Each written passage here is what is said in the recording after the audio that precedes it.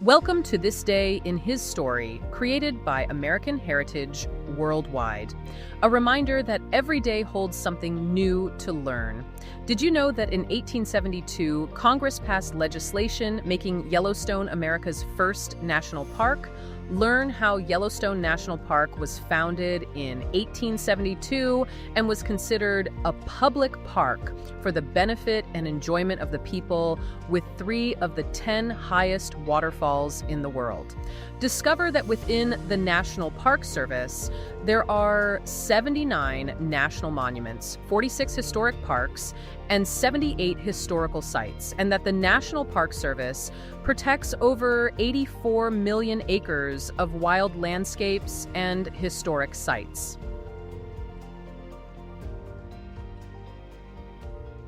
So picture this, it's 1807, and this explorer just kind of stumbles out of the uncharted Wyoming wilderness. Okay. And he's claiming quite loudly that he found this place where the earth is literally boiling, like massive jets of scalding water just shooting straight up into the sky. Which sounds completely made up. Exactly. He's talking about these stunning crystal clear turquoise pools surrounded by perfect alternating rings of rust-colored dirt.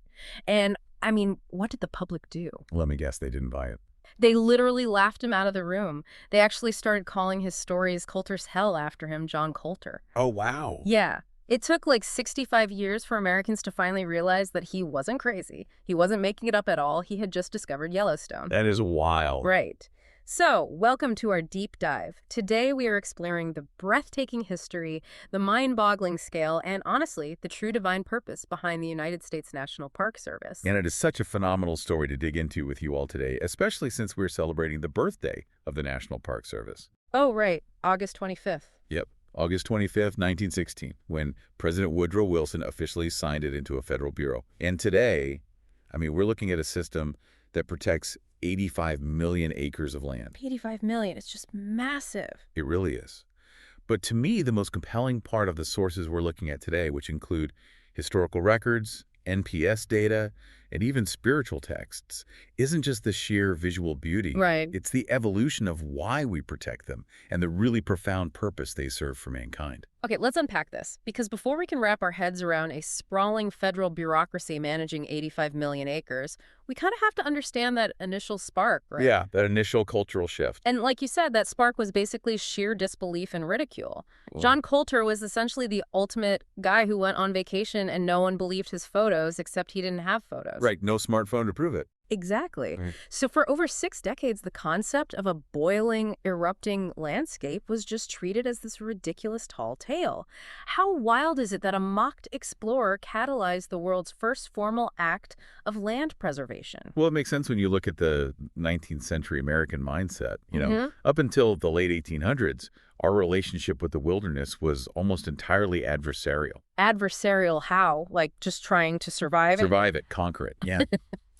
The frontier was viewed as this terrifying obstacle, or, at best, a resource vault. The absolute priority was to tame it, log the forests, mine the mountains, settle the valleys. So just extract whatever value you can. Precisely. The idea of looking at a pristine wilderness and saying, hey, let's put a fence around it and just leave it exactly as it is, that was completely foreign to Western expansionist thinking.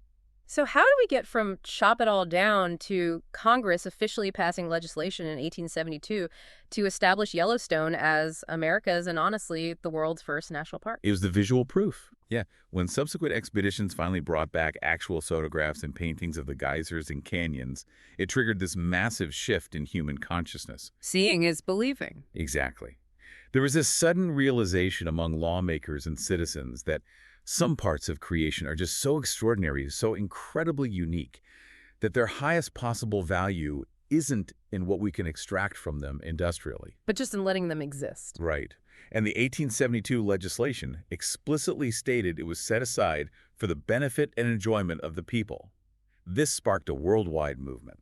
No other country had ever legally mandated something like that. Not on that scale. Though, fun fact from the historical record, while Yellowstone was the first official national park, the concept of federal protection started slightly earlier.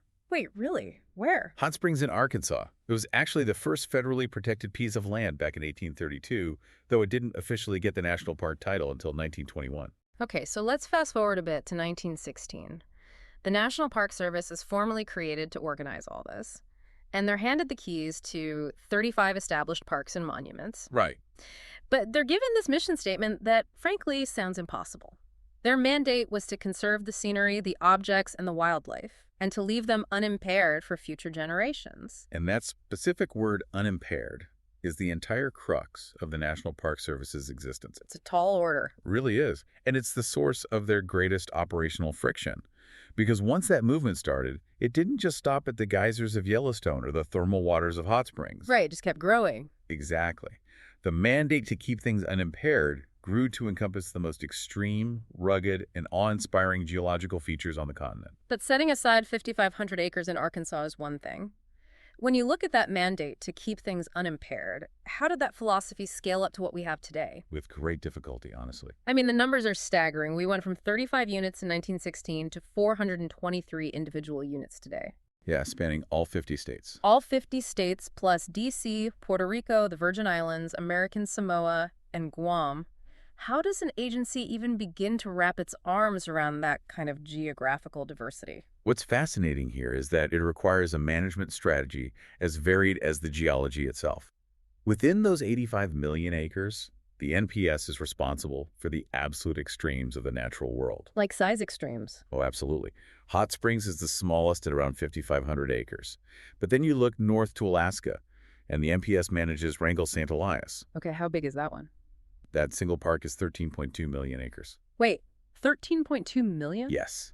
To put that in perspective, that is a protected wilderness area larger than the entire country of Switzerland. That is just, I can't even process a park the size of Switzerland. And if you're looking at the lower 48 states, Death Valley takes the crown. It stretches out over 5,300 square miles, which is about 3.4 million acres of just extreme desert. But it's not just the acreage that is extreme, right?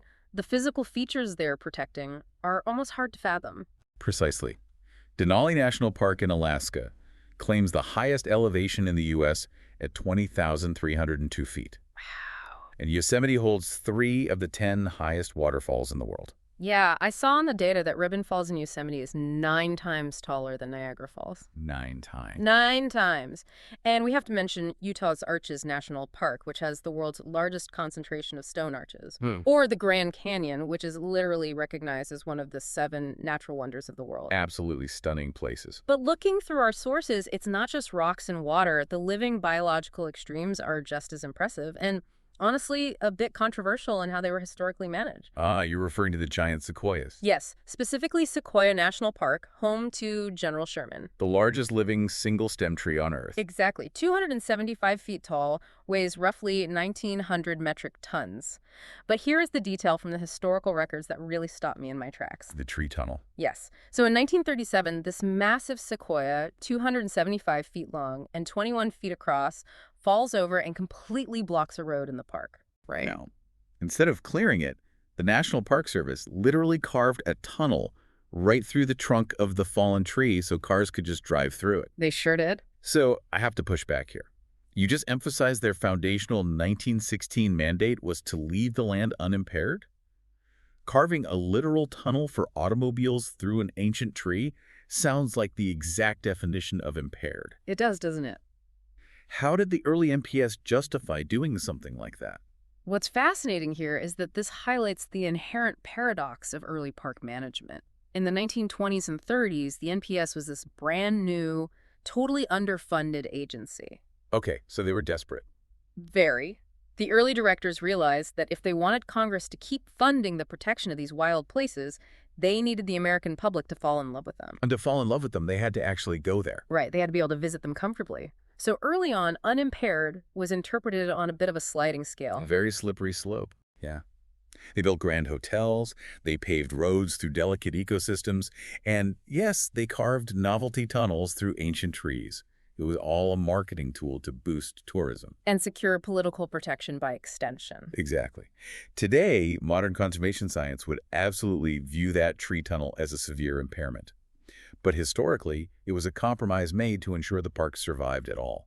That makes a lot of sense, actually. It was a pragmatic survival tactic. Right. Speaking of management, I want to clarify a point of confusion. You mentioned 423 units managed by the NPS, but they aren't all called national parks. No, they aren't. So what is the actual structural difference between a national park and, say, a national monument? The designation is actually very specific and speaks to the core value of the land. Out of those 423 units, there are 79 national monuments, 46 historic parks, and 78 historical sites. Okay. The title of national park is the most exclusive. Those specific locations are chosen purely for their spectacular natural beauty, unique large-scale geological features, and unusual ecosystems. So it has to be naturally grand. Exactly.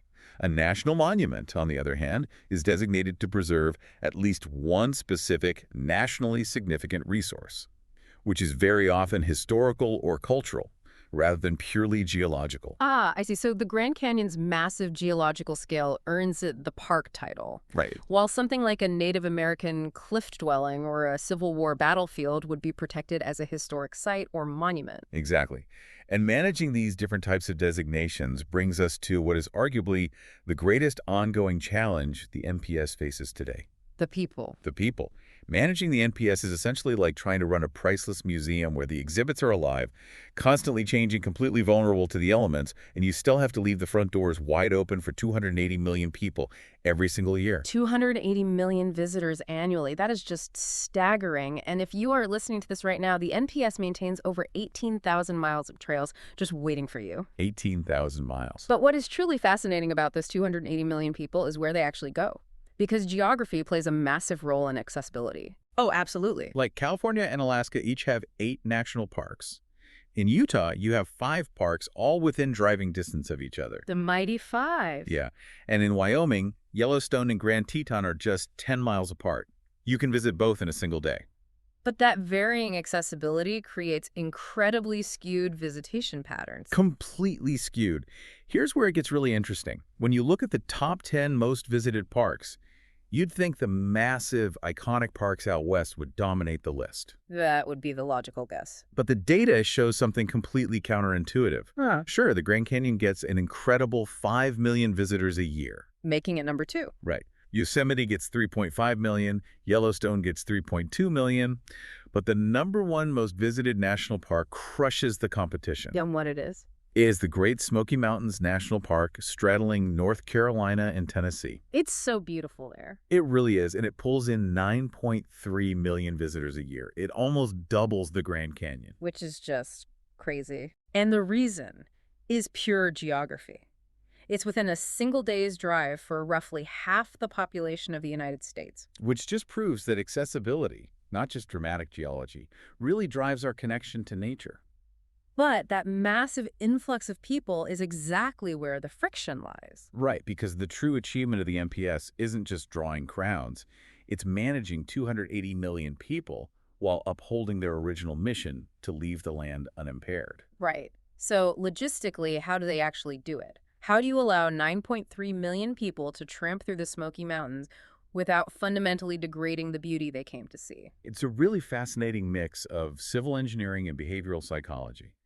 To protect the parks from the people while still providing the parks to the people, they use intense infrastructure strategies. Like what? Well, in Yellowstone, they don't just let you walk up to the geothermal pools. They build miles of elevated wooden boardwalks. Oh, right, to keep people off the crust. Exactly. It protects the fragile crust of the earth, but it also physically guides the crowd's movement. Or, in places like Zion National Park, the traffic became so destructive that they completely banned private vehicles in the main canyon during the summer. Oh, wow. Yeah, they forced everyone to use a highly efficient shuttle bus system. Oh, and they also use permit systems now, right? Like the lottery to hike Angel's Landing in Zion, which severely limits how many human feet hit that fragile trail each day. Exactly. They are constantly engineering the flow of humanity to diffuse the impact.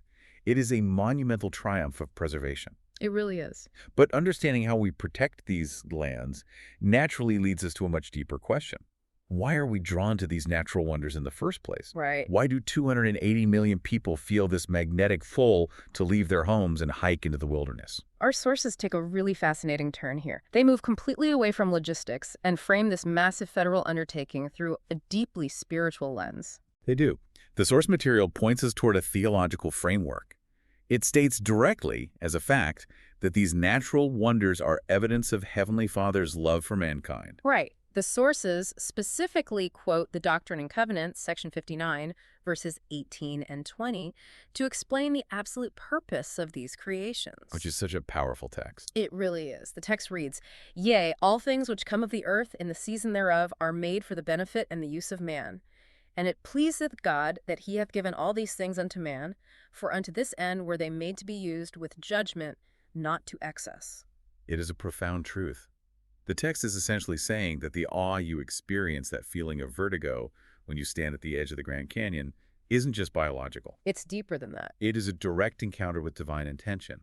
It establishes that these landscapes are tangible evidence of Heavenly Father's love. So what does this all mean? What I find so intellectually compelling here is the perfect alignment between these two completely different spheres. Yeah, the secular and the divine. Exactly. On one hand, you have the 1916 federal mandate instructing bureaucrats to provide for the enjoyment in such a manner as will leave them unimpaired. Right. And on the other hand, you have a divine mandate to be used with judgment, not to excess. They are perfectly aligned. If we connect this to the bigger picture, that alignment redefines true stewardship. If these lands are a divine gift intentionally made for our benefit, then accessing them is a way of receiving that gift. But it also comes with immense responsibility. Exactly. With judgment not to excess means our presence cannot be extractive or destructive. It demands that we balance our immediate enjoyment with the long-term survival of the ecosystem. So it's essentially saying, yes, absolutely go out and experience these wonders, but do not consume them to the point of ruin. Right. It transforms the act of visiting a national park from just a simple family vacation into witnessing that preservation firsthand. It really does. So we want to turn this over to you listening right now. In what ways do you see the evidence of Heavenly Father's love in nature? Have you been to a national park recently? And if so, which one is your favorite? And as you think about your favorite park, I want to leave you with one final thought to mull over. Okay. If these breathtaking landscapes were created specifically for our benefit, but must be utilized with judgment not to excess, how will the next 100 years challenge us? Oh, that's a good question. With explosive population growth and new technological advancement in how we travel, we're going to have to deeply rethink what the word excess truly means in our national parks. That is a brilliant and necessary question to carry with you on your next hike. We hope this deep dive has given you a completely new perspective on the ground beneath your feet. From the boiling mud of Coulter's Hell to the towering heights of the giant sequoias. So get out there, respect the boundaries, and witness these wonders for yourself. Until next time. Thank you for joining us for this day in His story. May the lessons of yesterday inspire you to see God's hand today and to play your part in His story now. For more faith-based learning, visit ahsworldwide.org, the homeschool for faith and family.